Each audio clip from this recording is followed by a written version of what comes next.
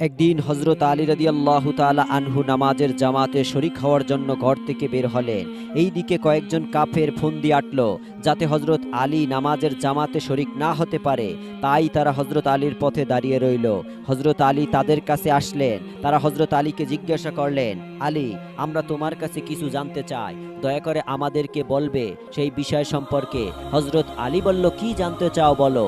কাফেররা বলল, হে আলী, তুমি বলো তো কোন প্রজাতির প্রাণী ডিম দেয় আর কোন প্রজাতির প্রাণী বাচ্চা দেয়। সেই কাফেরদের প্রশ্ন শুনে হজরত আলী রাদিয়াল্লাহু তাআলা আনহু সাথে সাথে উত্তর দিলেন, সেই প্রাণীর কান বাহিরে থাকে সেই প্রজাতির প্রাণীরা বাচ্চা দেয়, আর যেই প্রাণীর কান ভেতরে থাকে সেই প্রাণীরা ডিম দেয়। সেই কাফেরেরা লক্ষ্য করে দেখলো কথা তো সত্য।